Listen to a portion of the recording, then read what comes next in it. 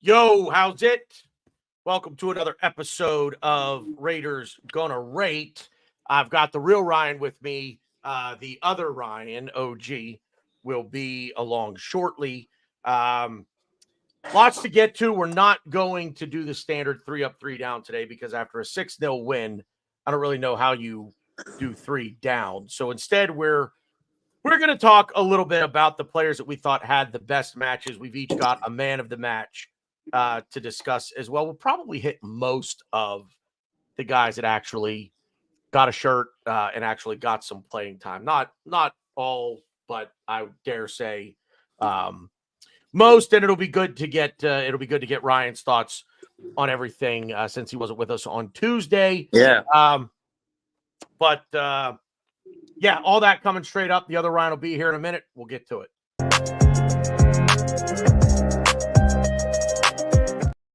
Wrong video. So sweet. Your skin's so tasty and I wanna eat you.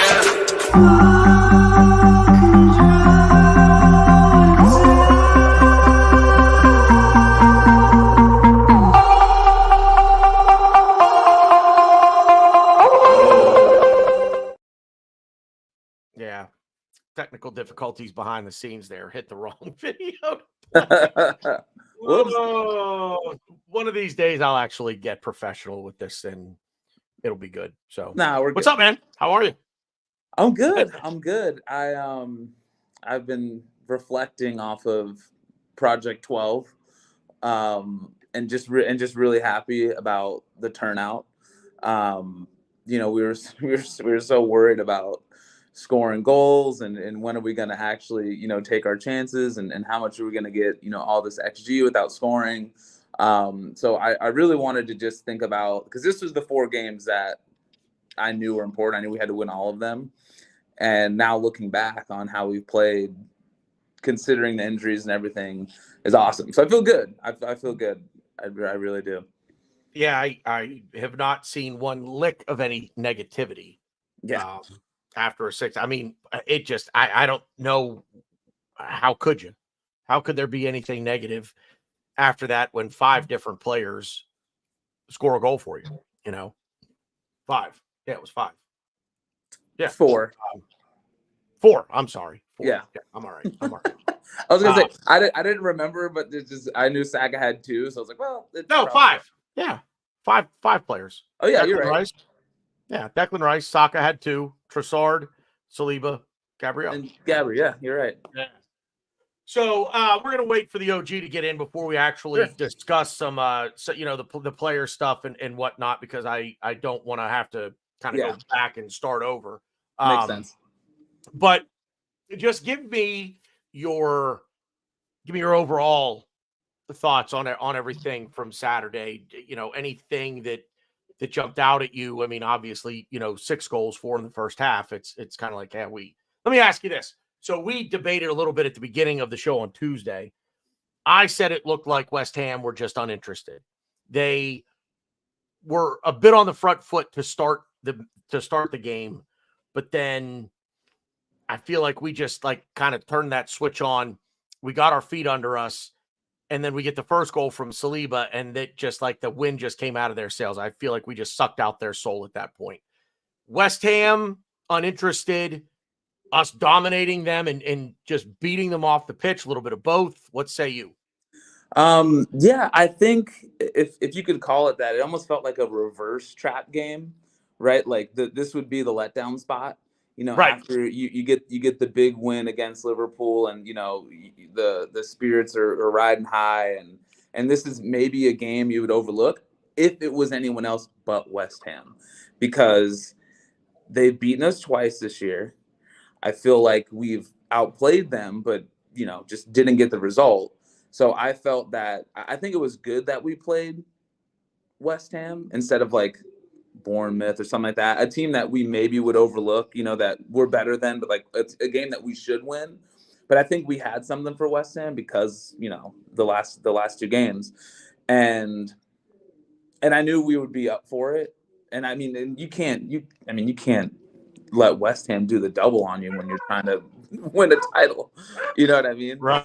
So I knew we would be up for this game. I wasn't really worried about that, even though you could be, right, because this is one of those games after a big win. To your point about West Ham uninterested, I don't. First off, West Ham's a completely different team without Paqueta. So Yeah. he wasn't playing, and that's good for us because he's kind of been a thorn in our side. He's an excellent player, he really is. But I just think we've been talking about it all year. We're really hard to play against, right? Like Sure, we just don't give you anything. So in the first 30 minutes, we weren't really. We were kind of shadow boxing a little bit, and then we got the breakthrough, and then we saw what happened from there. But I do think that we're a very, very, very frustrating team to play against. We press, we get back, we have excellent defenders. We just really make you work, and I think over the course of time, you get disinterested, especially when we start scoring, right? So that's what I think it is. I don't think West Ham wasn't interested. I just think we're just frustrating to play against, and you're not getting anything. You're running around, you're playing defense. It's tough. And then the levees break when you're, especially when you're missing, key players in your team. And then I think from there, you give up. So I saw a couple of interesting stats the other night. I think Saka's first goal. No, not the penalty. His goal from open play. His second was the club's 8,000th goal.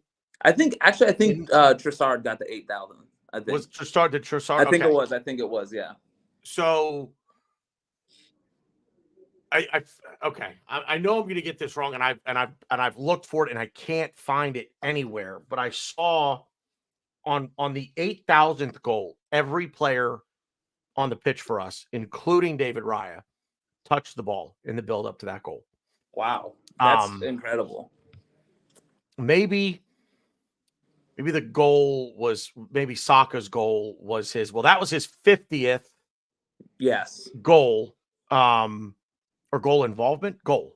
Yep. And there was another thing that and now I can't remember. And now I can't remember what it was that I wanted to wanted to mention. There he is. What's up?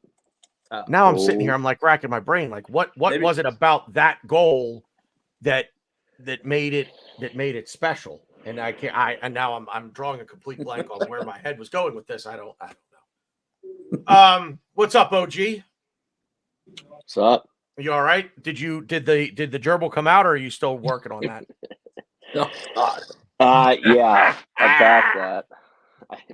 No details. Just one word answer, man. Yes, Word answer. Do not treat this like a player rating. It's just a simple one word answer. Anyway, so I was just getting the real Ryan's take from Sunday. I kind of asked him about something that you and Glenn disagreed with me just about West Ham just kind of seeming to be uninterested in playing us, and Ryan basically just said that we're very difficult to play against. We dominate possession so much. Oh, I remember what it was. If I just kept talking, I'd get myself back into it. Yeah.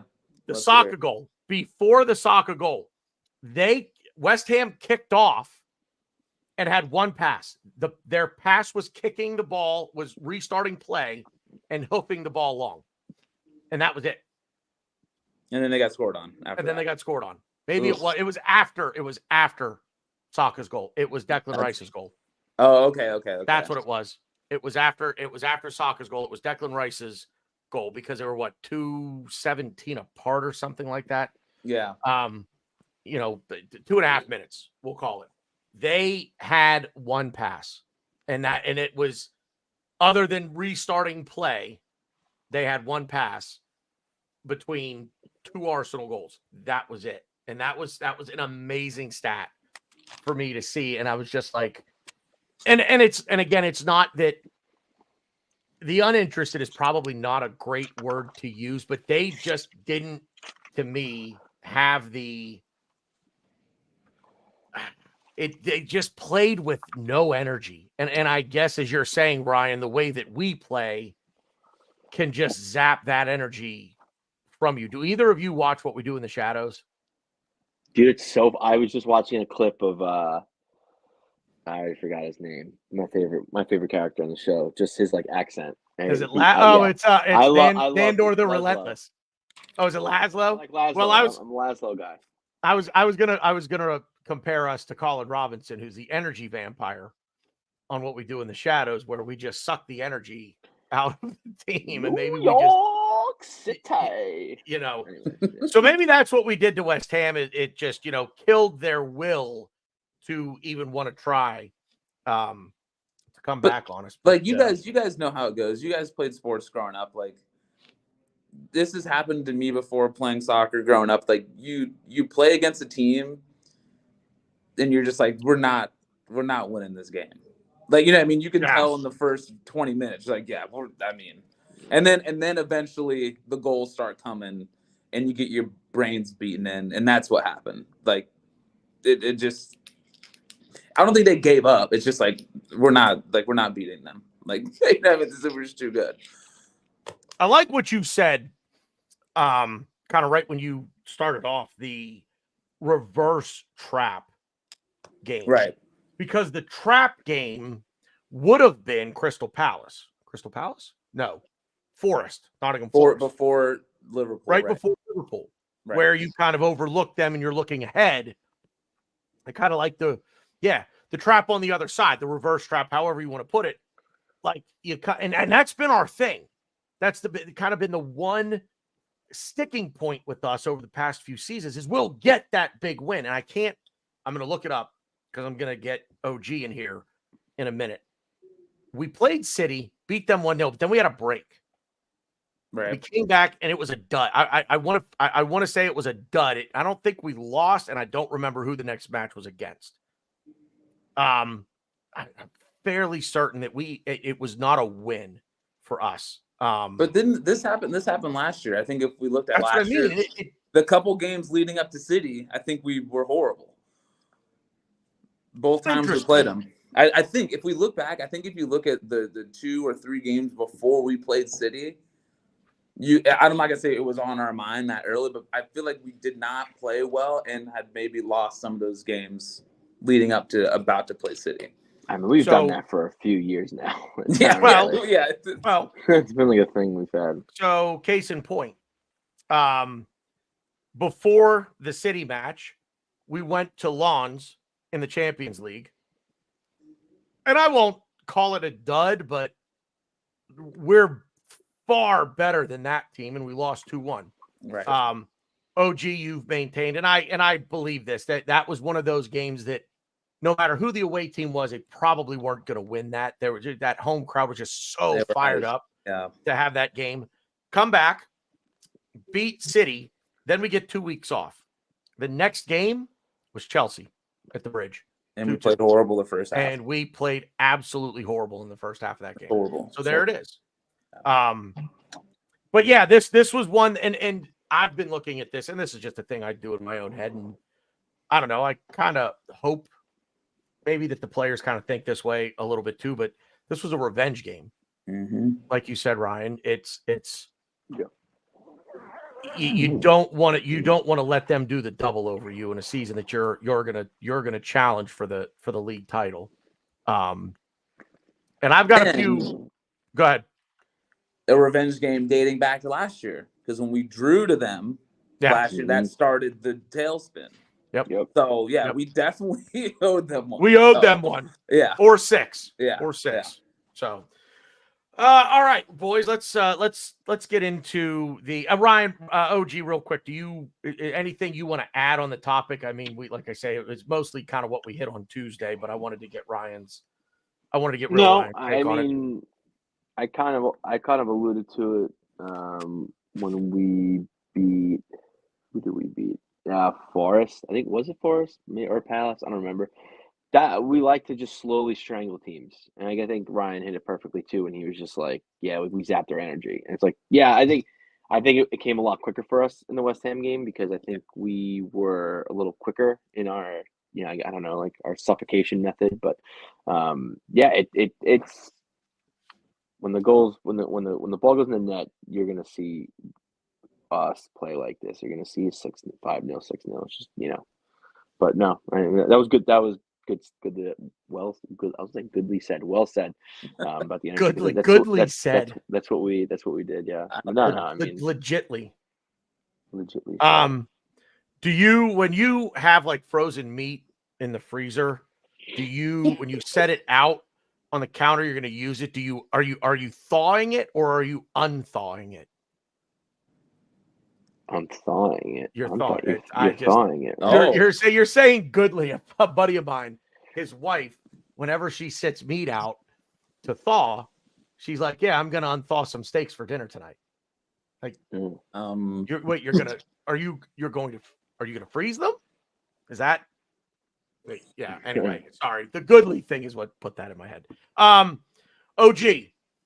So real quick, the way that we're going to do this today for those that are around for these shows and kind of know how we've been doing things, usually we do a 3 up and a 3 down. And we started this concept and I like it, but the 3 down is much easier to do when you lose or draw a game. Right. And knock on wood, since we started this, it's been really, like, I've got to put up a disclaimer. As one of the 3 down doesn't mean that he stinks, and I don't want to sell him in the summer. It just means that he didn't perform maybe the way we're used to him performing. Maybe he just had a bad day at the office.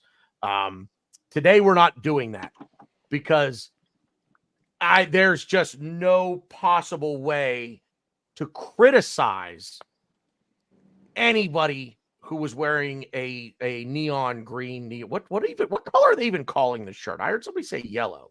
Yeah, it's like my cup. It's like it really is. Well done. Neon yellow. Is it neon? I think it's neon green. Yellow. No. Well, you have one. You have greener. One. I think it's green. It looks green to me. Keep thinking I don't know. Oh, it's hanging up. Yeah. I would say highlighter green, highlighter yellow. I don't know. I would say highlighter yellow. Highlighter yellow is actually really good. Highlighter yellow. Point being, there's just no criticism of anybody that was wearing that shirt on Sunday. So we're going to give you basically 3 up, and we've actually,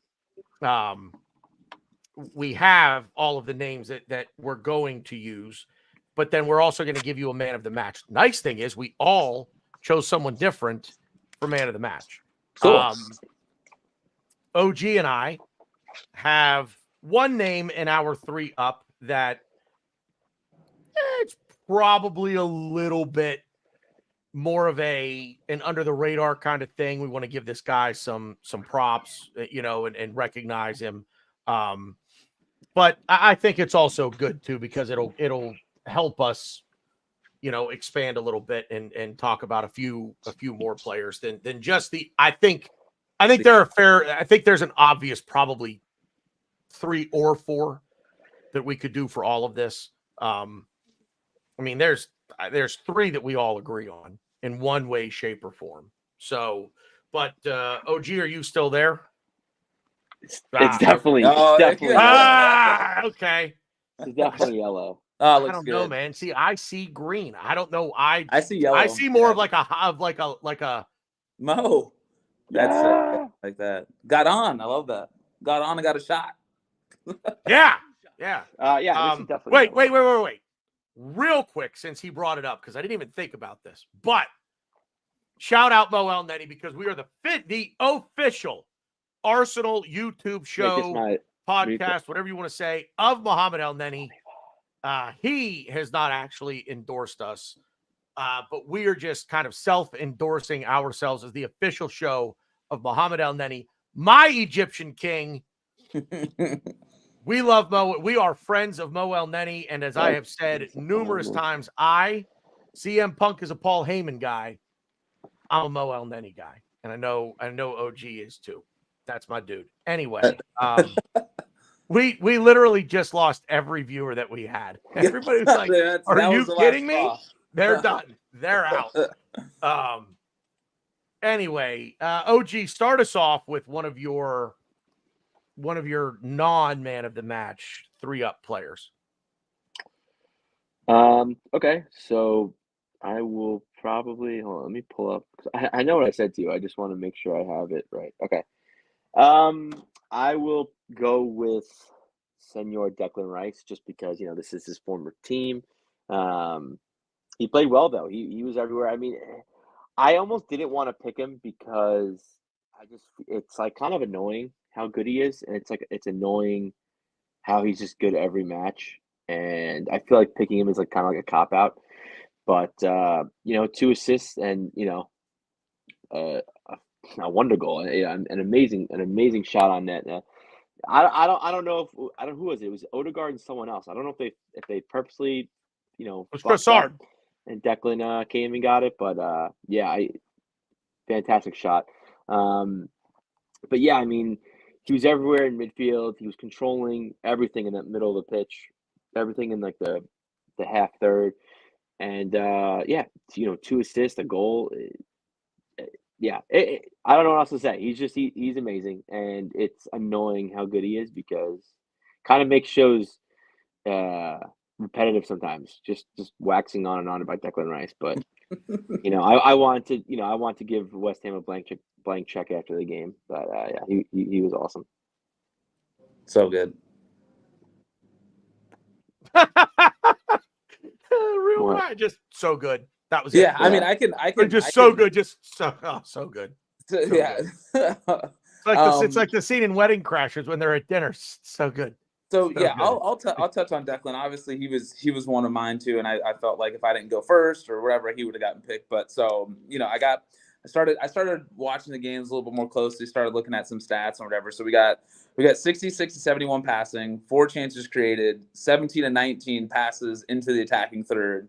His 4 or 5 on corners. His deliveries have been incredible. Yeah. I don't know where they decided to do that because I think Paul on the Arsenal Vision was talking about it too. You would think someone like that would be on the other end of service since he's big and tall and can finish and all that. But he literally is that good at putting balls into. Obviously, we saw the free kick, we saw the corner, got assists from both of those, and even the goal was struck so well. Like I know not everyone plays soccer, right, or football or whatever growing up like I did, and I know you guys have some history there too. Like that goal was crazy. Like to score a goal like that in the EPL from that distance, I mean, and you can just see the whip it had on it. I mean, the guy's he's so good. So good. But yeah, and Ryan made a good point about this too. It's just you just feel so comfortable with him back there now. Like I don't worry as much as I used to about something dumb happening because Declan's there to clean it up. Like, and he just doesn't, knock on wood, he just doesn't make mistakes either. Like it's one of those things where you're kind of waiting for the big screw up to happen, and I'm sure there'll be something that happens that we're like, ooh, like not so great, but like they just haven't, and it's just so comforting after so many of the banter years with our defense and just like ways are getting like I never like this is like a throwback, but you remember when Eden Hazard ran through our whole team and scored? Like I think it was Coughlin just ran into him, just got shrugged off of him, ran through 3, 4, 5 more people and scored. Like I guarantee you with Declan Rice and that team, that will never fucking happen. And it's just like stuff like that I don't have to worry about now. That just makes me feel so good. So, I mean, he's an absolute gem of a player. So I could talk about him forever. Obviously, I keep talking, but yeah, he's just. I guess maybe we should have talked about this before the show to try to like get an order to things. Which OG you did say. Well, you said to at least get on the same page with all the players, but he was my man of the match. And you go to your old team, your old barn, and to have 3 goal involvements, 2 assists, both from set pieces, an absolute belter of a goal. That's got to be up there for goal of the season. Right now, it's probably is our goal of the season. And I don't know that anything, I just don't know if anything's going to top that. The only way anything else really does top that is if it's, if that were scored in the, in the dying embers. But that's what's funny. He's done both of those. He did United, he did Luton. Right. He was on right. So it's just like, and now this. Yeah. And the celebration, and it was a little weird. He even covered up the badge as he was kind of like, running over to the, to the touchline, and he just kind of, I get that, he didn't want to celebrate and whatnot. If for no other reason than the celebration police were going to come out after him in full force. See, to me, I don't think he was covering the badge. I think he hit the badge, like showing Arsenal, like, listen, I'm here, like I got you. Is that but I'm okay? not celebrating because this is West Ham. This is where I kind of like grew up, Yeah. I mean, you guys pretty much said everything there is to say about Declan Rice and what everybody else has really said about Declan Rice. I at this point, we fleeced West Ham for him. He really is, to me, becoming the player that Arteta wants him to be, which is really he's that one piece. I may just start calling him the piece. Ooh. But he's that one piece where I feel like if he's not in there, everything is out of whack. But if he's in there, he's that one cog in the wheel that makes the wheel turn smoothly. You ever go to the grocery store and you get the cart that just all four wheels work? Yeah. That's Declan. Somewhere in that shopping cart, there's a little bit of Declan Rice. Because every other shopping cart has that one goofy wheel that flutters back and forth. It doesn't lay right on the floor, and you're rolling through and you feel like because the wheel's all wonky. Declan Rice is the guy that fixes that. Declan Rice is the piece. Declan Rice is the piece. But I feel like for what we do, and I'm not sure that Declan Rice was this a year ago, and he didn't play for us a year ago, so it really doesn't matter a year ago. But I feel like what Arteta saw there, and this was the guy, right? Go back to the summer. This was the guy. Everything hinged on this deal getting done. This was the linchpin. This was the keystone. He's all of those things that make the rest of the machine work at optimum capacity. You know what I mean? That's who he is. It's who he's becoming. By the end of the year and at the beginning of next year, I can't imagine how good he's going to look at the beginning of next year for us. But he is that guy in this team. He is the piece. He's not one of the pieces. He is the piece that this team needs. I mean, we did the midseason things. He's been the player of the year for us so far. Nothing there is going to change. So I've got Declan Rice as my man of the match. And it is easy. But you know what? I'm going to take the low-hanging fruit there with him as my man of the match. You go to your old building against your old team, and you do what he did. That's tough. That's tough. And for him to do it, and just to continue to put in these performances is nothing short of amazing. So Declan Rice, my man of the match. Real Ryan, keep us going. Who you got as one of your? Well, I guess you had Declan Rice in your. Yeah, but we got. So give me another one. Yeah, we're going to Little Chile. We're going to Bukayo Saka. Yeah, we are. I thought he looked sick. Like I really did think, and there's a little bit of like tactics talk. Maybe we'll dip into on why I think that he took some positions that I liked, which have been a little different from what we've normally done. But just going back to the stats, I'm gonna try and throw some stats in here. 8 shots, 3 on target, 2 goals. Obviously one was a pen. 47 of 51 passing. 3 chances created, 3 successful dribbles, 29 to 31 attacking third passes, 6 ball recoveries, and we got the penalty, hoodoo off him, since we know, he missed the penalty against West Ham last year, converts on the weekend, and it was good. It's good pen too. Something that I noticed, especially on the second goal. Yeah, yeah, baby. Love that. Just showing Love jerseys, that. man. That's cool. I I mean, you showed us yours. I got to show you Yeah, mine. right. If I was in we're- the office, I would, but yeah. Anyways,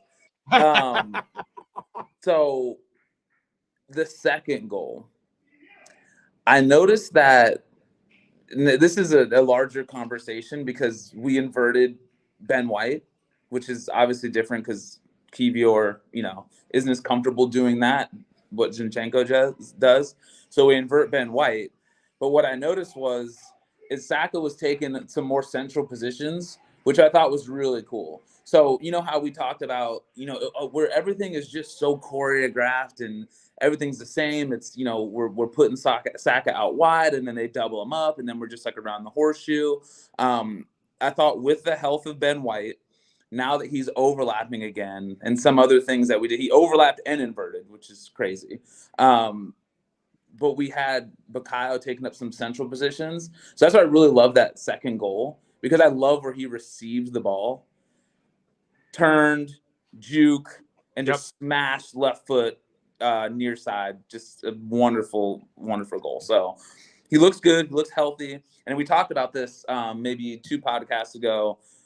I think we're starting to see they're starting to rev up a little bit.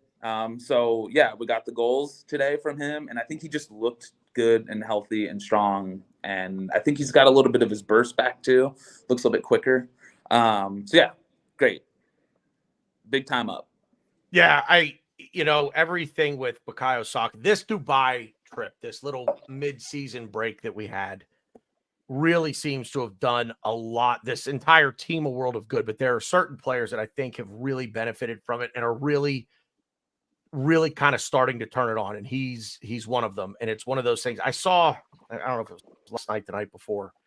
I guess it was last night because no, it was 2 nights ago. It was after City played their Champions League game.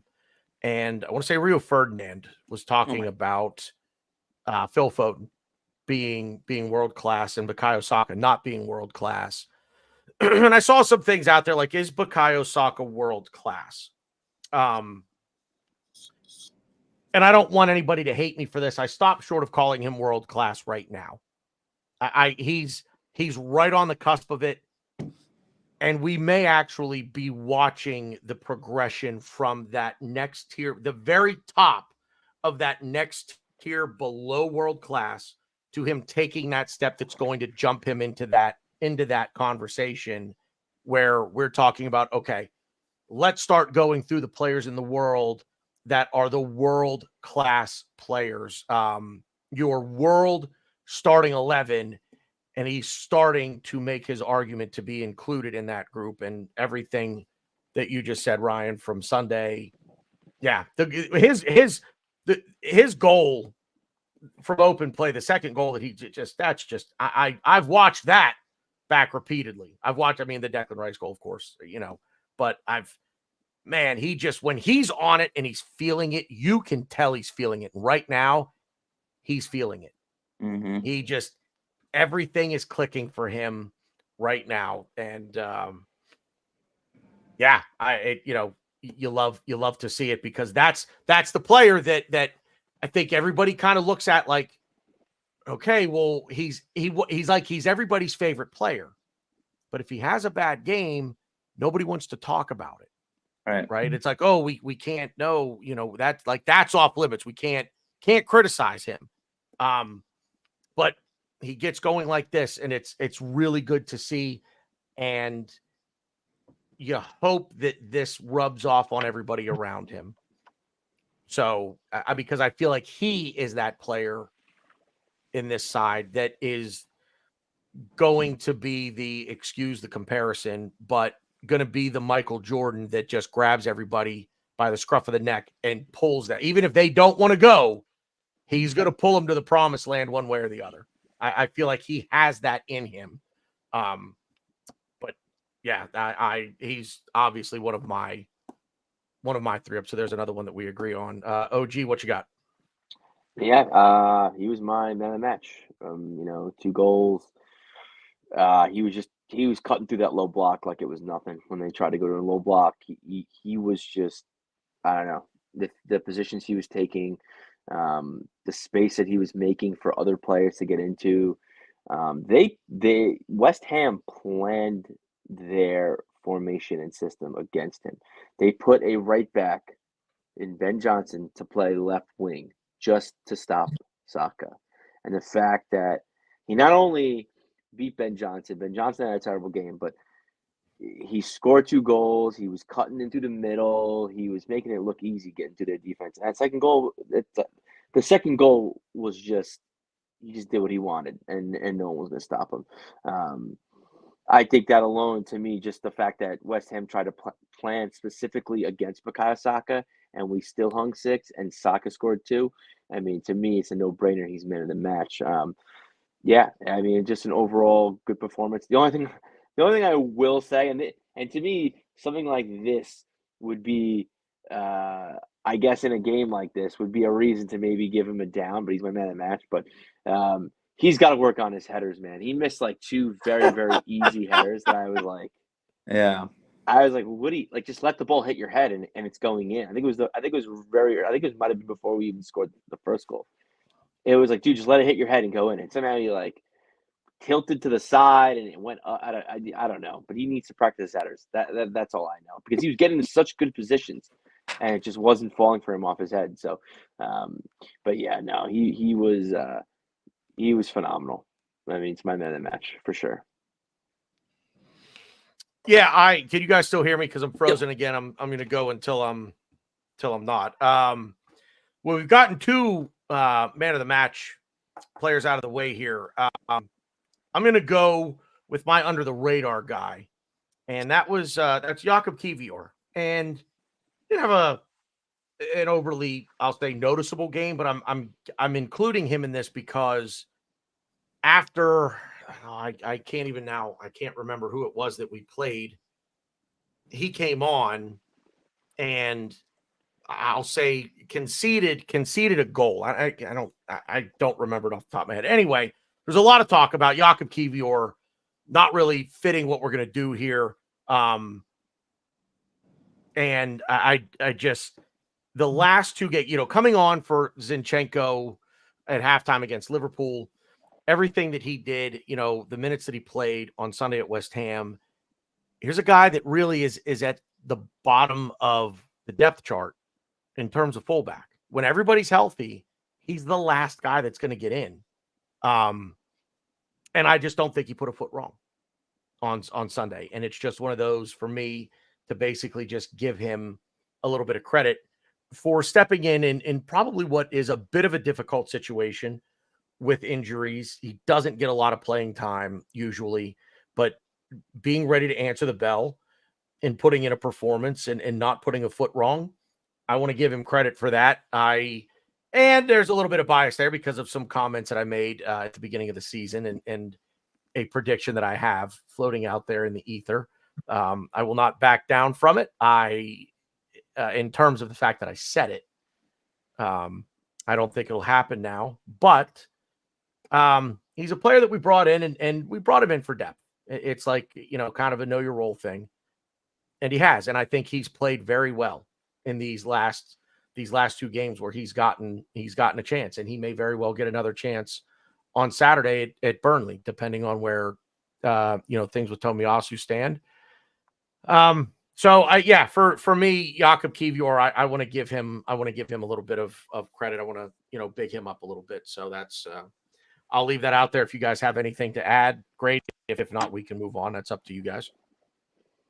Yeah, I mean, I don't have much. I'm happy for him, right? Because he wasn't getting a lot of playing time.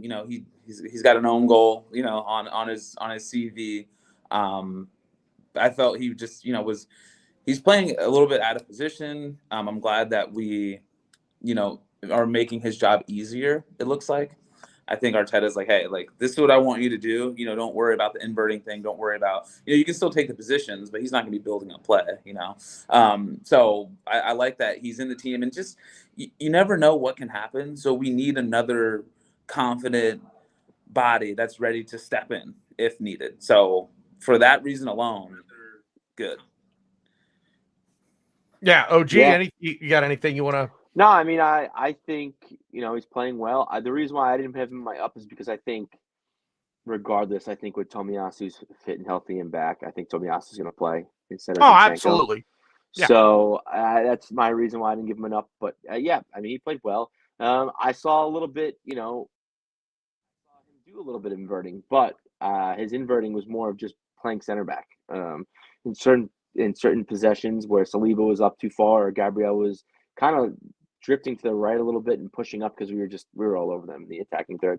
Kiwior would kind of take over as center back in certain positions, and he made a couple clearances as center back. I think one in the first half. Really a really good clearance for him, and yeah, I think he's a great piece to have. It sucks he can't really do the inverting because I think it's something Arteta really wants from his left back. At least it's what it seems like. But I think he could be a great center back. So hopefully we kind of don't lose that. I don't know if we're going to sell him. I don't know what his future holds. I don't know if it's going to be here or not. But yeah, no, he did great today. Yeah, I have one more thing. I think to talk about that clearance, it wasn't the first half. And I feel like if that was Zinchenko, we might have been in trouble.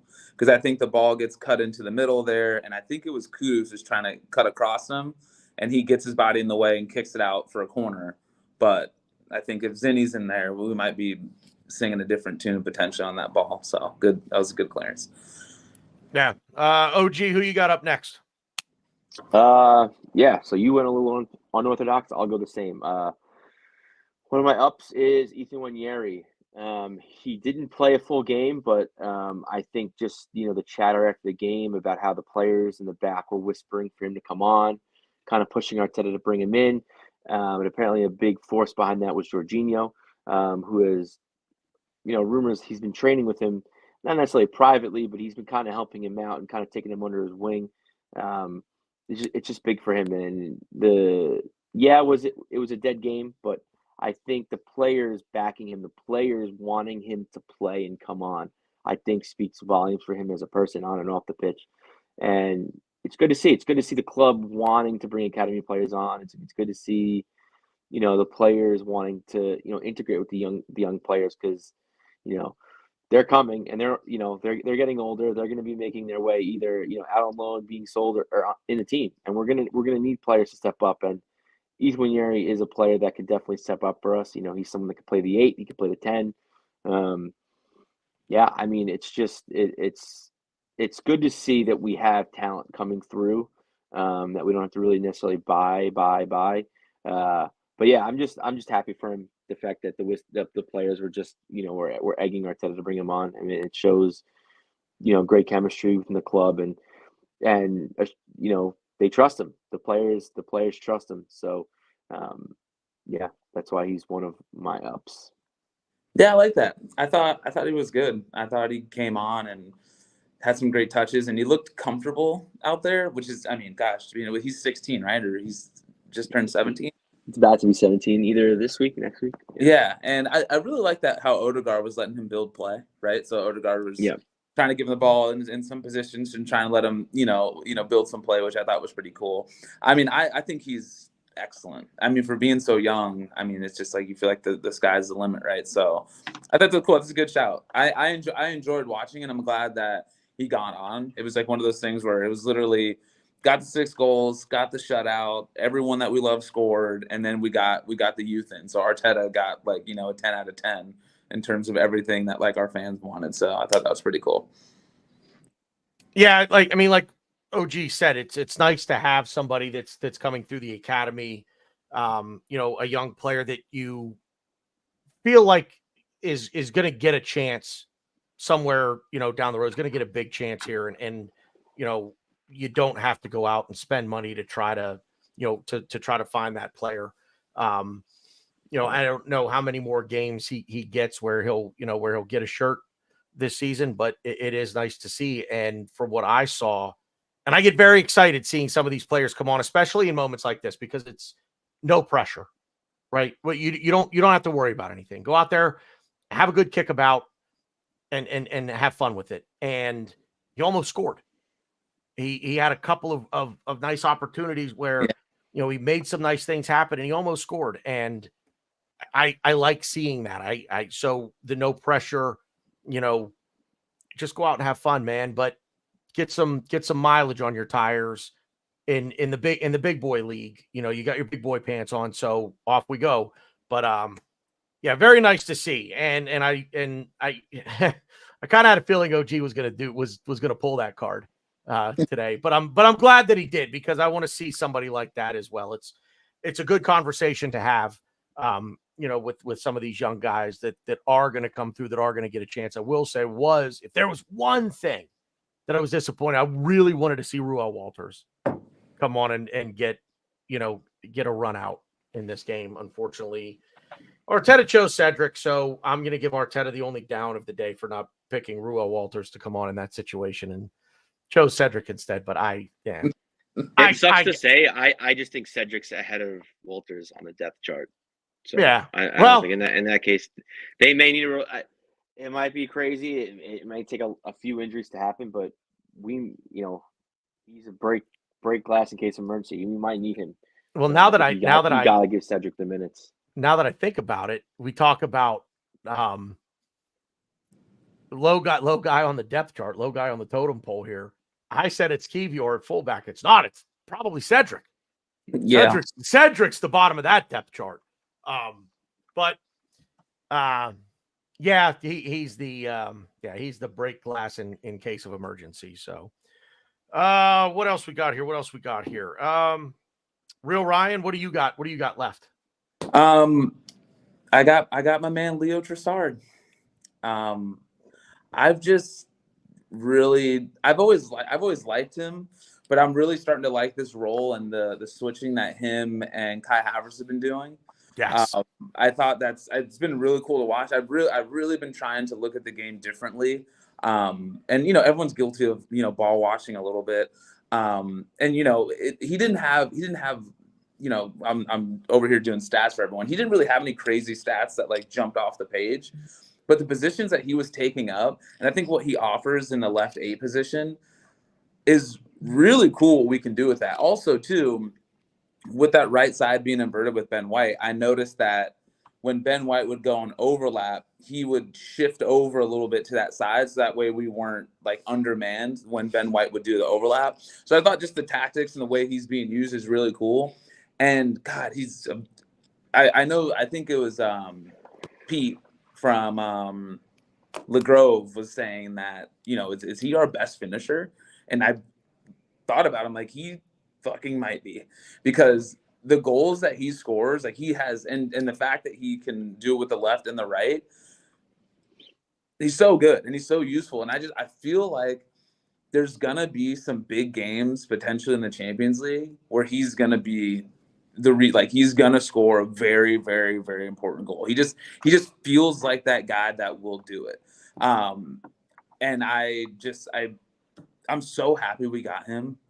I was in love with Mudryk too. Like I was, all over the YouTube and the compilation videos, and I'm like, dude, this guy's a demon. I can't wait until we get him. Then didn't work out, and we got Trossard, who I liked, but man, I could not have imagined that we got what we got now. And I think it's, he's going into a good system, which is helping. But dude, he is amazing. I really, really, really love, and I'm glad that I remember there's just been times where, he was coming into like kill games. I think he came on, maybe he got 15 minutes against Forest. And then now we're seeing he's starting to start and get more time. So I'll be interested to see how we play when everyone's healthy. But it is cool that he can come in and start, and we're not like, oh man, like so-and-so's not starting and Trossard's in, or, like that's not happening. Like if he's on the team sheet in the first 11, I don't think anyone cares, and that's something that I think we've always wanted and needed, because we've gone through some horrible lineups when our main guys are out. So it's cool that whether he's coming off the bench or whether he's starting, like I don't care. I just want him on the field. And I thought it was a really, really, really good game from him. Yeah, go ahead, OG.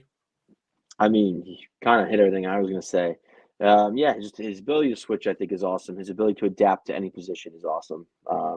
He's playing some left 8. He's playing up top. He pushed out to the wings when he had to. Just a guy that we talk about Rice allowing people to do other things. He's the guy that does all the things. Yeah, that's nice. And it's nice to have. He can just come off the bench, and it's nice that I agree. I think he probably is our best finisher. It's nice to see, and I think I said this before. I always compare him to ESR and how I think they're just the same player, and he's the one player standing in ESR's way. But like now, just the way the team is, and like the unity and the camaraderie, I hope ESR could learn from Trossard, and I hope ESR could become the player Trossard is, and probably even surpass him. Yeah, Because bringing him to the club was just, I don't want to say a happy accident, but like, yeah, we were going for Mudryk, and was he our plan B? Were we gonna maybe get Mudryk and him? I don't know, just because he is an older player and he does do things Mudryk doesn't do, and vice versa. But yeah, I think he's just a great addition to the team, and the fact that he can kind of be implemented wherever and still score goals is just going to be immense for us down the line when we need to really pick up points with the last few remaining games. Yeah, really the only thing I've got on Trossard is the Mudryk thing is, as Real Ryan had said, I didn't know anything about him. And I was a little like, are we really going to go after and spend 80 to 100 million pounds on a player that is, I mean, immensely unproven? And then we shift gears and go and get Leandro Trossard. And I'm like, that's perfect. Like, yeah. I remember exactly. It's like this for me. I remember exactly where I was when I read that we were getting Leandro Trossard. I was up in Cleveland, and I'm just like, this is great. Give me Leandro Trossard over Mudryk. I'm getting a player that knows what it takes to play in this league, and that is successful in this league, can score in this league. So I was thrilled at getting Leandro Trossard over Mudryk, and he's done nothing but prove my excitement right. I am going to give an honorary up, by the way, to OG, because we talked about the lineup before the game, and I was a little like, what are we really doing here? What's going on? And he was like, this is absolutely the lineup that I wanted to see. I will just keep my mouth shut from now on. So you, sir, get an honorary up today. Cherish the moment, because it'll probably never, ever happen again. Fair. I believe that. I don't have any trophies for you or anything. You just get a proverbial pat on the back, from me. So that's it. OG, who do you have left on your? So my last up. Well, you know what? Hang on. Let me throw it to Real Ryan, because you'll understand why I'm going to throw it to Real Ryan. Let him go first on this one. Go ahead. Well, I've done my three. So yeah. So there's only one left. This is why I'm letting you go first. Okay. So he doesn't know what it is. So, well, yeah. I mean, the only one that I have left, who's my player of the match, it's his man of the match, but he's on both of our lists too. That's I didn't realize he didn't do his man of the match yet. That's why I was confused. Right. Yeah. So there's a bunch of guys you could have given it to. I mean, obviously we talked about it in our our 3-up, and some of us have him as player of the match. But obviously Saka and Declan Rice, anyone could have gotten this one. I just wanted to give Odegaard some love, because I really watched him a lot in this game. A lot of people complain that he's not scoring enough, he's not creating enough chances. Like the guy's incredible. Like I got tired watching him, like sitting on my couch. His motor's unbelievable. Like we're winning 5-0, and he's just sprinting to close people down. He's so good. So we're gonna go back to stat sheet over here. So 109 of 115 passing, 7 chances created, 42 of 48 attacking third passes, 2 assists. We know what he's doing leading the press. There was some cool stuff with him dropping deep, and the way that we kind of moved some things around the midfield that I thought were cool. And I love where he picked up the ball for Saka's assist. I just can't believe there's just he covers so much space. It just I think he fits our team perfectly, and I hate that, every time that, De Bruyne or someone else does something, everyone always wants to, say Odegaard is never as good as this guy or, whatever. I think for us, he's perfect. And I'm so happy with the way that we're all playing now together, and just how everything's moving with the tactics and whatnot, that watching him orchestrate the press and just, with the little touches and the little body feints and just keeping everyone connected is a beautiful, beautiful thing to watch. So, I mean, the guy it was amazing. It was fun to watch him. It really was. Yeah. It's funny, I had those stats. I was about to read them all too, but he was awesome. It's funny because Tanner brought up how, Rice is the guy that makes everything tick. And I would say 99% of the time he is. I think this game it was Odegaard, which is weird to say. I just think his link up, his connecting, with and without the ball. He allowed guys to do, he allowed the Kai and Trossard switching. He had Gabriel help out. He had Ben White helping him out on the right. I don't know. He was just he is our captain. I think in a way he is a general, but I've never seen him really like act like a general and look like a general, like directing play. He was a maestro. He was conducting everything, and it was just beautiful to see. And he had a touch. I want to say he had a touch in almost every goal that we scored almost. Yeah. Besides the penalty, obviously, but it's just so nice to see him operate in small spaces and really help us out. I think a reason why I think he is the perfect player for us, because I do agree, I think he's a perfect player for us. He operates very well in the low block. He operates in small spaces. He can find that pass that not many players can find. Yeah. But yeah, I mean, it's good to see him really step up in the leader role. And not to say he hasn't, but I don't know. I just feel like when I see him, like for instance, when I see him and Jorginho on the pitch together, I just see Jorginho as like the on-field general and like making moves. I don't really see Odegaard as that type of player, but yeah, just he's a guy also too that if you go and you look back at the stats, I know he led the team last season and he was, I think, in the top 5 in the whole Premier League in distance covered. That guy is very underrated and he covers an exorbitant amount of distance and he is literally everywhere. And it's good to see that he has that motor. He is everywhere. But on top of that, he's assisting. He's 7 created chances, 2 assists. Like he's everywhere and he's helping us out on the scoreboard. I mean, there's really nothing else you could really ask for from the guy. It's just immense. I heard most of what you said. Sorry, I had to take care of a dog there. The one thing I will say that I heard right before I had to run downstairs about the comparison between Rice and Odegaard and how Rice is really the guy that kind of Odegaard. I agree. Odegaard is the guy that makes everything go in attack, if you will. Not that he doesn't link play in transition. I feel like that's really a lot more Declan Rice, but Martin Odegaard is that linchpin in the attack. He's the guy that really helps unlock everything for us in attack. And I'll just say, because everything that I heard you guys say, I agree with. I will just say that the past few matches, since we really started doing this, he's been a down for me. I just don't, and it's not to say that he was playing poorly. Just it was one of those, okay, who didn't have the game that maybe you expected or you thought they would?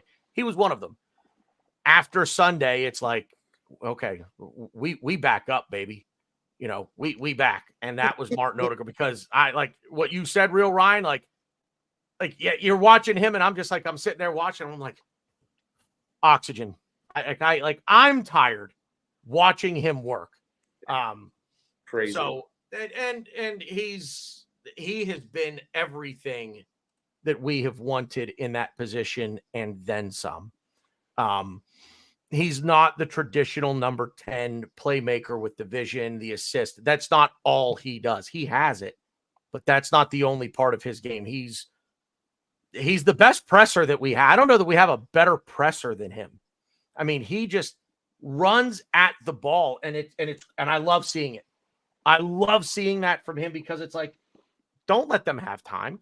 Go make them make a decision on the ball, and he does that. For a while there, OG and I had talked about how he was tracking back to sort of make up for the absence of Thomas Partey, which was taking away from a little bit of what he would do in the final third. And it just really, since Dubai, I can't say it enough that it just really seems like everything is coming together now. That trip to Dubai really seems to have done us a world of good. A lot of the players seem to be fit at the top of their game. Long may it continue. And Martin Odegaard had one of the best games on Sunday, hands down, of the players that got on the pitch. He was absolutely everywhere. He was immense for us. And I couldn't agree more. I am glad that we did not pick the same player. All of us had a different man of the match. And I'll compare it to this. I see a thing that says everybody in the world who has a dog thinks they have the best dog in the world. Right. None of them are wrong. We all have a man of the match, and I'll be honest, I don't think any of us are wrong, because I really think, I mean, hell, man, even everybody, I mean, Kivior Nwaneri, would not be, man of the match. You could make an argument for Trossard to be man of the match. Yeah, really? Let's not push it. No, I mean, he had a good game. Yeah. Yeah, I'm kidding. No, he did. I'm just busting balls. Yeah. No, I really think that we nailed the three that it would have been.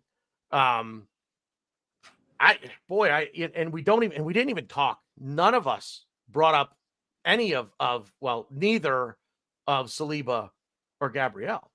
And they scored too, yeah. And they both scored, but it's like the assists on both of those goals, Declan Rice, were tremendous balls into the box, and they just didn't have to do much. There was just nothing for them to do. That's what I'm for saying. The last, 65, 70 minutes of the game, there was just nothing for them to do defensively. So, imagine a game like that where you don't even really talk about your two defensive stalwarts because they didn't have to do anything.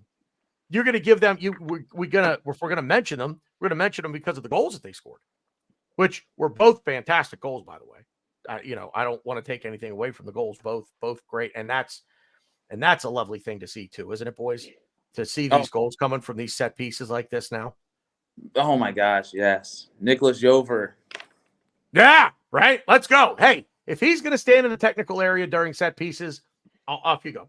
Yep, go. It's crazy to even say, like, we are the best set piece team in the Premier League. We are straight up. I'm gonna say definitely world. I don't I don't know the stats from the world, but like, yeah, and if it's the world, I'm not surprised, because I think what makes it so much better too is teams have to play differently against us. Even if they we know how we're gonna play with Arsenal, we have the ball, we know what we're gonna do, but it's like, you can't give us a corner kick, you can't give us a free kick, so you can't foul us outside the box, but you can't surrender corners. Like, dude, it's just you almost have to play a perfect defensive game to not allow us any kind of set piece. And then on top of that, like, all right, well, we're putting goals in from open play too, so deal with that. I'm curious because I saw someone talk about this before, and how the Cronkies, and I mean, obviously Nicholas Jover is involved in this too, but like, it feels like we're setting up on corners like a completely different sport. Like, it looks like we're doing pick plays and rub plays and like stuff from different sports. Like, the way people are standing and how they're moving, like, we're not just getting in and everyone just crowd the keeper. Like, everyone's out of the way. And like, remember we saw on I think it must have been on the corner, right? Like, Ben White's coming up and like setting a pick like on the keeper. You know what I mean? It's just like, it's so cool to watch, like, all the motion that's happening away from the ball. It's not just hey, just throw it in the mixer and let's just all get, something will score. Let's create chaos and hope for a lucky bounce. Yeah, that's not happening. Like, these are legit. Like, people are going to specific places, like, and it's like a timed thing. And I'm noticing a lot more because you don't score as many goals as we do without that. And I think that's been really, really fun to watch. And I know like Sky Sports and they started to pick up on it because they're putting it on Twitter, like, oh, watch, some stuff going around the box. And I think that's been really, really fun to watch. Well, am I crazy? Or I mean, I don't really remember seeing Declan Rice take any corners prior to coming back from Dubai. I mean, if he did, maybe half a dozen, and they were inconsequential. I don't remember them at all. But all of a sudden, now this is his bag. On the, if you're looking at net, he's taking them from the left side. Yep. So that's too. The way he like kicks out his standing leg when he does those, it puts so much dip and swerve on it. It's tough to deal with as a defender. They're disgusting, like free kicks. The service is crazy. I mean, my only question really would be where was this prior to Dubai? Is it just not something that we thought was an option? Or did somebody see something in Dubai, like, Declan Rice, pissing around, having a laugh or whatever, taking these corner kicks, and all of a sudden, Joe Ver looks over and he's like, "Do that again, do that again." Yeah. Right. Like, what? Wait, how did we miss? Did we miss this? What? Do that again. Yeah. Like, can you do that again? Yeah. Can you duplicate it? Duplicate it. That's what it feels like. Yeah. Like I saw it. I mean, Crystal Palace coming out of the break. And I'm like, okay, it's a new little wrinkle here. We're gonna have Declan Rice take some corner kicks for us. And then all of a sudden it's like he just puts the ball on a tee for somebody to just go over and, just like right there. Because they like, and it's his free kicks like fall off the table. So they get whipped in, but at the last second they just like they drop down. So the keeper is coming high for it, and then it's really cool to watch, especially when they get the camera like behind them and you see the actual service and how it's like coming up and tumbling down onto someone's head. It's really it's crazy. Stan, Ben White shithousers during our set pieces. Yes, that's absolutely, I love it. I love. Ben White is one of my favorite players on this side. That's part of the reason why. He's just that dude that likes to stir the pot, man. He likes to get in there and just, stir shit up. But he's the guy that's going to make the comment that's going to get your friend punched. But then he's going to jump in the fray and defend you. But it's like, what'd you hit him for? You know what I mean? Because he was the smallest guy. Like, you're too big for me. I'm not going to hit you. I'm going to hit the smallest guy here. So but it's like different because like you have the shithousing that like Neil Mope does that will get him like beat up. But like you can't like be mad at anything Ben White does. You know what I mean? Like his things like kind of like funny and like it's hard to get mad at him. Like even an opposing team, fucking Ben, He's Brad Marchand going up and kissing you on the mouth. Yeah, it's funny, man. Love it. Yeah, that's it. We got through them all. I guess I'll throw it to you guys. Is there anything else we want to hit on, fellas? Real Ryan, I don't know where you stand. I know you said you might have to dip. You're good for.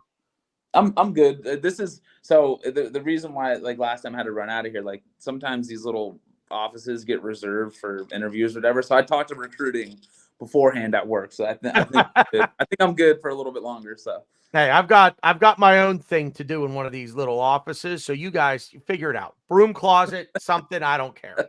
Yeah. I got a show to do. I'm trying to think of it. I mean, there's been one big topic in the news, and I don't, Real Ryan and we kind of hit on it before we came on live. Do we want to address the Kylian Mbappe thing at all? Say about it, because I think we're on the same side. I'm curious. Why? He's not coming here. Why? Right. That's what I said too. But I guess what we could talk about is it's frustrating because of his baggage. Because I literally think if he did come and it didn't have all this circus that he's bringing with him, would be one of the greatest assembly of just like young, exciting players I think I feel like he would fit perfectly for what we would want to do.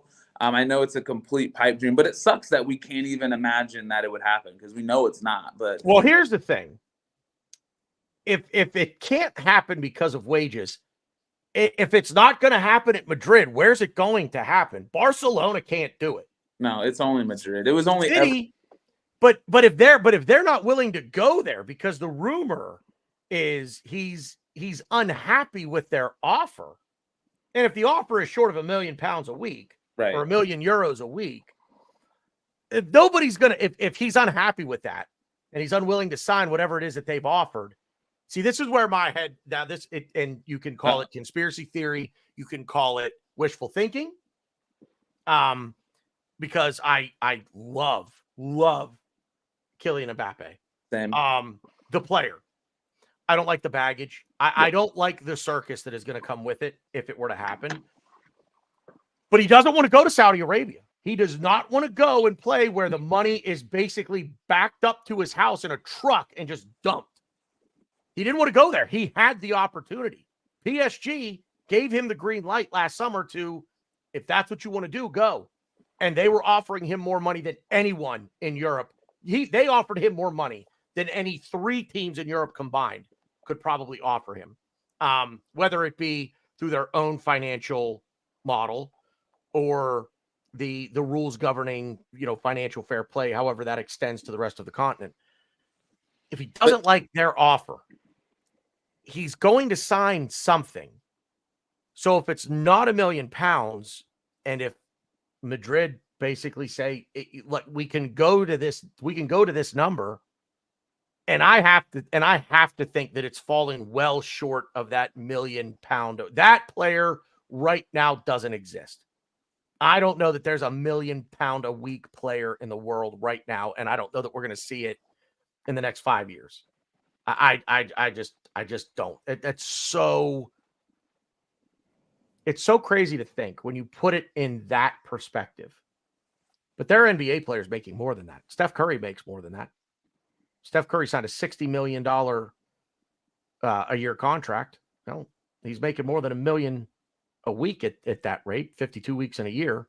So it's not, when you put it in terms of the year, it's not that crazy. Shohei Ohtani, $70 million a year. Won't get into the specifics of that deal.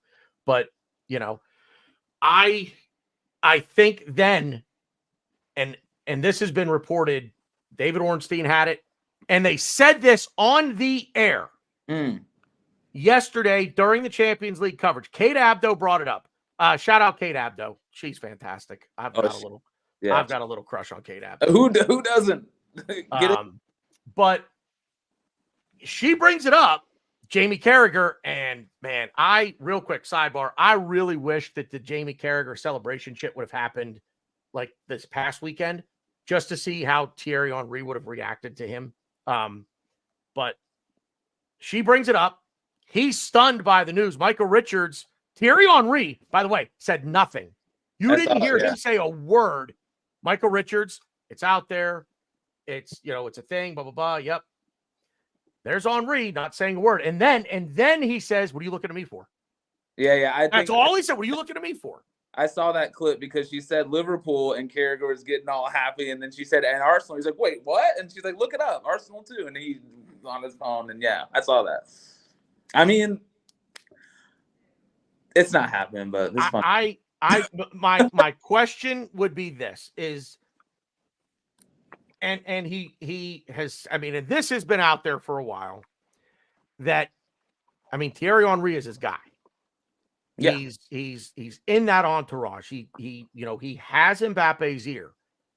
My question would be, does Henry believe in what we're doing enough? Does he believe in the players in this team? Does he believe in Mikel Arteta and Edu and the rest of the people pulling the strings from higher above? Does he believe in that enough to say, look, you have an opportunity to do something here, and I know that money drives you, but he also wants to win, and that's the reason he didn't go to Saudi Arabia, because if money were the only thing, he would have just taken the money and run, right? And he could have done that. He didn't. So he wants to win a trophy that actually means something, and I think And I think that's the Champions League. I think he wants to win the Champions League trophy. But imagine being able to go to your boyhood idols club, potentially score more goals than him, become the club's all-time leading scorer, and do something for that club that Henri couldn't do. Maybe that's why Henri's telling him not to go, or he's not telling him to go. Wait, to Arsenal, you mean? Yeah, because he hasn't. I love TT. I mean, that's the reason why I started loving Arsenal. But he hasn't been defending us when, Carragher and Neville have been talking about our celebrations or how we're too mature. I see Ian Wright jumping on Twitter and doing the, from the car and telling everyone to leave us the hell alone and stop taking the joy of the game and leave my manager alone and all that. Honestly, Henri saying shit. So I don't think he's going to be the one to, yeah. You should go to Arsenal. I'm not. I guess my only thing is PSG are done paying him. They're not. And to Stan's point here, he's on about if that's the case, PSG's paying him that. They're not paying him that anymore. His contract is up, and they're not paying. They've said they're going in a different direction with their wage structure. Let me ask you guys that. First of all, OG, would you even want him here? We've talked about this before. I don't even think you want him here. If he came here on a free, on relatively, reasonable wages, let's say he came here and said $450. I don't want to undershoot it too much, but $450. That's $100,000 more per week than the top earner at the club. I'll go to $5. I'll go to $5. If he can integrate to this team and get along with this team and not be a problem in the dressing room, then yeah, he's that striker that I've been talking about. That we need that upgrade at striker to put us over the bar. And I think Osimhen can definitely be it. But now if Mbappe leaves, there's talks that PSG want Osimhen, and now Osimhen is their target. Osimhen's their big target. I think PSG will pay out the asshole for Osimhen. So if that's the case, I mean, yeah, I think Mbappe could be that guy. The question is, I question his attitude. I think Mbappe and Mikel Arteta need to have several discussions on the phone, in person, talking about where they want to go. If he wants Mbappe, where they want to go, where they need to be, what he expects of Mbappe, and if Mbappe is willing to kind of bend at the knee to Arteta. That's really what it comes down to. If he's willing to really adjust and play for a team, not play for money, essentially. I know that sounds kind of weird, but that's where he is on 11s. That's where people like to put him. I know he likes to switch out wide a lot, and he likes to come in through the wings. That's what Aubameyang used to do. Aubameyang was always put as a striker, told he was a striker, he's a striker. He's best coming from the wings. And we like to change, and that's why the only reason why I'm sort of entertaining it is because I know he likes to come from the wings, and we like to kind of switch and rotate. Come have Saka play in the middle, Martinelli plays in the middle, you have Trossard, you have Havertz, and all these guys that can kind of interchange and flip-flop, and I think Mbappe could definitely adapt and do that. He's already doing that. But that's I think that's also another thing too. Is he going to say I don't want to play in the middle at all? I want to start in Saka's position. I want to start on the left side. I know he's on the left, but I don't want that. I don't want to unseat Martinelli just for him. If we play him, he's going to play at the 9. But he's going to interchange. He's going to play. He's going to move around with Martinelli. He's going to move around. He's going to do all the things that we saw against West Ham, that we saw against Liverpool, that we saw against Forest and Palace. But it just comes down to the conversations with Arteta. And I think a player of his caliber will play a striker for us if he wants to. I think a player like that can play whatever he wants. You could put Messi anywhere on the pitch, maybe bar goalie, and I think he's still going to be that world-class player that Messi is. Same with Ronaldo, and I think Mbappe's in that category. You kind of put him anywhere, especially in the attacking 5 that we're constantly moving around. It's just going to come down with him having the conversations with Mikel Arteta, and then from there, we'll see. Well, the way I look at I'll come back to the tactics on it in a minute. The way I look at it is from a money standpoint, what would we be willing to spend on him? And then what would we be willing to offer him in wages? So what is the total sign-on cost of bringing him in if we had to pay to get him here? Because there will be no transfer fee, but there will probably be what's that, Ryan? Like a bonus or something like that. Well, there'll be no transfer fee, but there would be a bonus, sure. Right. But take that money and basically say, this is the money that I've allocated for you. So how much of it do you want up front in a signing bonus? And we'll give you the rest as the weekly wage. And I think too that there would need to be a conversation with the leadership in terms of the players. I think you've got to sit down with Odegaard, and you've got to sit down with Declan Rice, and you've got to sit down with Bukayo Saka, and you've got to sit down with Gabrielle and anybody else that is a part of that group and say, what do you think, fellas? We don't know how he's going to fit in. Go to William Saliba. Saliba knows him. They're on the French national team together. Go to William Saliba and say, where are you here? What's your take on the situation? How is he in the dressing room? All of the things that we've heard negatively about him are the letter that he that got leaked out last year, that he doesn't want to play for PSG and blah, blah, blah, and this and that. And I don't know that I don't like the way that it was handled, if in fact all of that is true, but I've never heard any stories of anything negative in the dressing room with teammates. Me either. I've only ever heard negative from his camp and the club and PSG.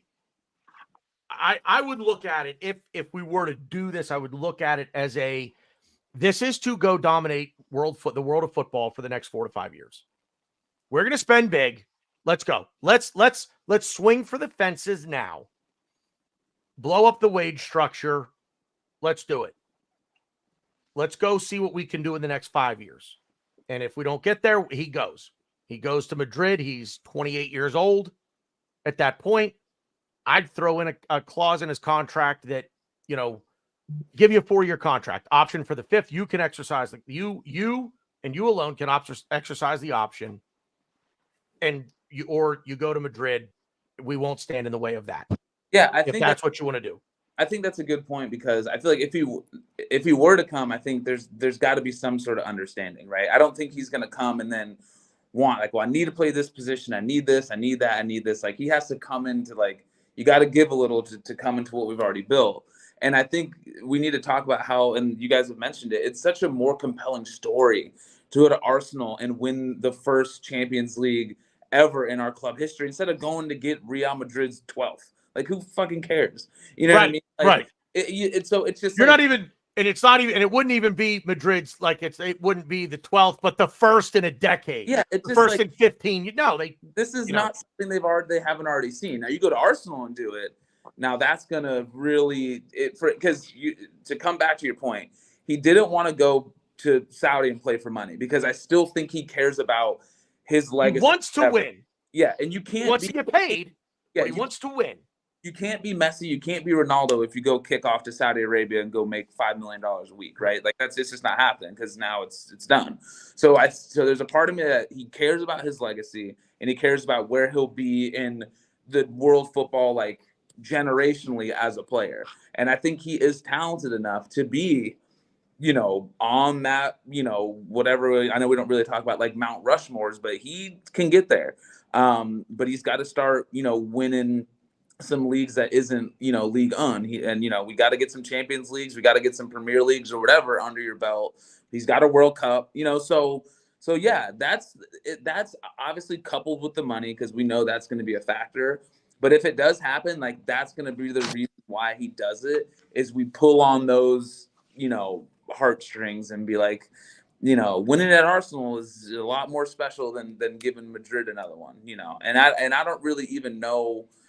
I don't really even know why he wants to go to Madrid. I know he loved Cristiano Ronaldo, but whatever, it's not. I just don't feel like it would be as special as it was if you came to Arsenal and did it, Thierry couldn't, right? So that's the only way I see it happening. I still think it's not, but if I'll sell that story, then maybe we got a chance. There would have to be a lot of internal discussions with a lot of people inside our club to bring this thing to fruition for us. I guess I'll just put it this way. There's too much smoke out there in very reliable sources for it to not have some traction. Ornstein has reported on it. And again, it's not to say that everything they say comes true. I'm saying there's obviously a thought process out there, and apparently there's a quote that he is opening to joining Arsenal to follow in his idol's footsteps. So it's out there. If he's open to it, the question is, how open to it are you? Because you're not going to get the money here that you probably get at Madrid. Right. But we can offer you other things. You can help this club win the first Champions League in its history. Your name can go on a wall at this club with very few others. You go to Madrid, you're just another in a long line of great players. You go to Madrid and you're going to face the argument of, are you better than Ronaldo? Can you be better than Ronaldo? And you're always going to fight that battle. You come here, you're not fighting that ghost. So he won, like I said, he once paid where he plays. Somebody asked the question, who goes to the bench? Let me see who asked the question. Bronx Gunner, who goes to the bench? Jesus. Yeah, I mean, I know Stan said Havertz, he'd play alongside Jesus, but no, we need a guy. Havertz would fall back to the 8, though. I'm just I personally, the only big money sign that we I'm talking about big money sign that we really need to put all of our eggs in. I know we need depth in certain areas, but I really want, and it's not a knock against Jesus, but it kind of is. I want to sign someone that's going to replace Jesus, and if Mbappe is not going to replace Jesus, then I don't want him. Okay. I don't want to pay the money to replace Saka. I don't want to pay the money to replace Martin, which it's going to be Martinelli because he's on the left, but I don't want it. Yeah, it's too much of a headache, and I guess to go back to what you're saying, try him out for a couple of years, then we'll be back. I know Aubameyang's nowhere near Mbappe, but it was like the same thing with it's like similar to Aubameyang. Like we re-signed him and we pushed our rebuild back, and then we finished 8th place back to it's not worth it. If we do this and it doesn't work, it's gonna screw us, and we're gonna go almost in a way back to square one. And Martinelli's not getting younger. Saka's not going to be younger. These players are all going to be older. So I mean, it's definitely going to be it's got to be a calculated move. It's got to be something that has to be discussed at every level of Arsenal Football Club. Yes, I agree wholeheartedly with that. Yeah, it's. I guess there's just been a lot of talk about it. I'm an admirer of the player big time. How couldn't you be? He's one of, if not the best player in the world. It's a pipe dream, but it's okay. It does give us something to talk. And look, you know what? We can have the discussion and be real about it. Not make these outlandish claims that, if Mbappe wants this, he'll come to no, none of that. The coolest Arsenal can't offer him everything Madrid can offer. Period. Go ahead. Sorry. The coolest thing, though, and this just shows how the project's evolved over these years, is we're actually on the fucking list. You know what I mean? He actually would consider it. Now, whether he comes or not, but 4 years ago, right. Remember, Are you joking? No one wanted to come to Arsenal, right? So now it's to even be on a list with, I feel like the best player in the game would consider it. Is cool. So that makes me feel good about, Arteta, the project, everything. And whether we get him or not, we're in a good spot, which is cool. I was going to say, I'll take it a step further. Do we need him? I think where we are right. Look, do you need him? I don't think we do. We make the moves in the summer that we can make, that are realistic to make. And we're right there. And look, we're in the conversation for the 2 biggest trophies in the sport, well, in the sport in terms of club, we're in the mix. We're in the mix for both Champions League and the Premier League. We're one of the favorites in both competitions to win it. So we improve over the summer. Without him, like I said, do you need him? Sure, you want all the best players, but I think where we're at right now, we're not looking at it saying we're dead in the water if we don't get Kylian Mbappe, because we're not. And I think we're in a real good spot to be able to say we have a structure in which you need to fit. We are not going to blow up everything we do to fit you in. You're not going to be here. We build everything around you. We've built all of this. You need to fit inside it. Well, I think what it changes is you get him and you're the favorite for everything, basically. We're now, as we stand, and even if we get, we'll be one of the favorites, and we'll run every team, run every competition close, but you get him and you are now you're the favorite. So it just depends on, if that's what we're going for. Well, if we're going for a kill shot, I don't know. I mean, I thought, and I still do kind of think this, that we are, to a degree, we kind of do want to go for that kill shot. I think that's a part of what the goal, and I think that should be the goal for everybody. The goal for everybody is win, right? I mean, you play to win the game. As Herm Edwards once famously said. So I think everybody wants to go for that kill shot. It's just, how can we go for it? You know what I mean? So you do the best you can to try to go for that kill shot, knowing that the likes of Madrid and City and Bayern, they're the clubs that, can, well, and even Bayern don't really do it. Bayern don't spend out the ass on players. They're just very well coached all the time. And can go and find not the best, but the right player. Bayern Munich is they've got to be the model.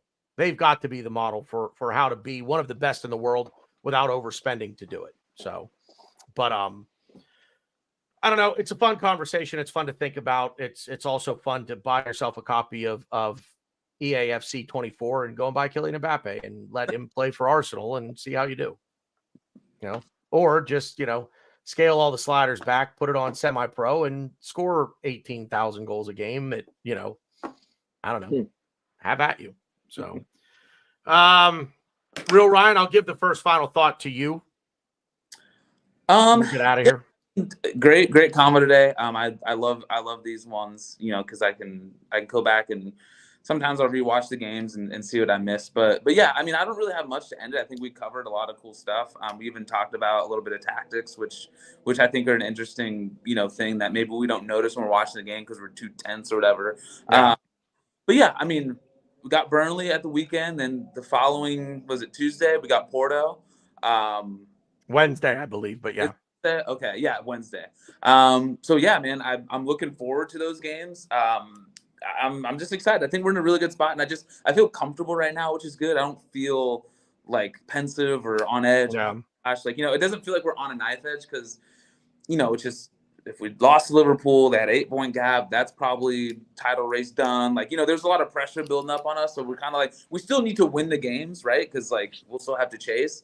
But it doesn't feel as tense as it was. And I think everyone's healthy, and it looks like people are coming back. So I'm happy. So good spirits, and looking forward to, these. I mean, we don't have a ton of games left, man, and then we got Champions League. So yeah, let's go. Yeah. OG. And nothing, just big game against Brighton. I mean, every game's gonna be a big game. Now that we could beat City, we could beat Liverpool, beat the teams ahead of us. We need to take care of the on paper easier games. We have Burnley at home. They've only won one game all year at Turf Moor.